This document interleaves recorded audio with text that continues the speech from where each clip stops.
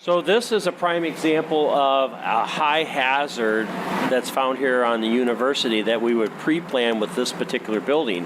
In this particular case, we have high pressure gas coming into the building. So if we needed an emergency here, it's important for us to know that there's high pressure gas coming in here because, as we all know with fire departments and getting hold of the gas companies, the normal response is up to an hour. So the earlier we can get them notified to come here and help us mitigate an incident involving whether it's a fire or a gas emergency, the better off we're all going to be able to get this incident mitigated as quickly as possible. And where do we get this information from? We can be looking at our pre-plans either en route to the incident as a company officer in the front seat of an engine or a truck, or the incident commander, if it happens to be a battalion chief or a chief officer, can be looking at it on the scene when he arrives on the scene and realizes that we have high pressure gas here. They can notify our dispatch center, which then in turn would then notify the Night Corps gas company to come out and help us with this situation. So here's an example of an older building that you might find on campus that has been remodeled.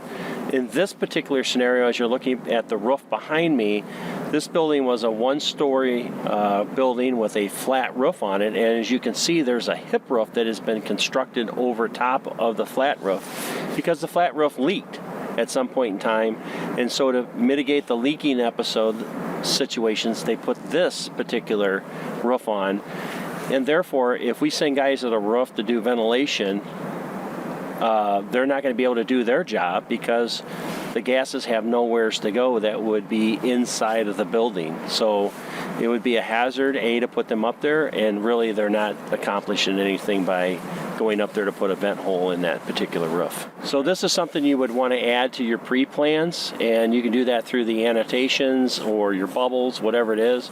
And we'll have an example of that we can show you in our pre-plan for this particular building that we've noted that this is a hip roof over top of a flat roof. So just as an example, as we talked about earlier about buildings, this building was built in 2012, and here's another building that has been remodeled. And in this particular scenario, the hazard here is these solar panels that have been put up here by the university. And we stumbled across these. Did not have these on our pre-plans, and we're currently working with Olivet Nazarene University to get prints so we can put those on our prints that we have solar panels up here, as well as how do we disconnect these in the event that we have a major emergency here.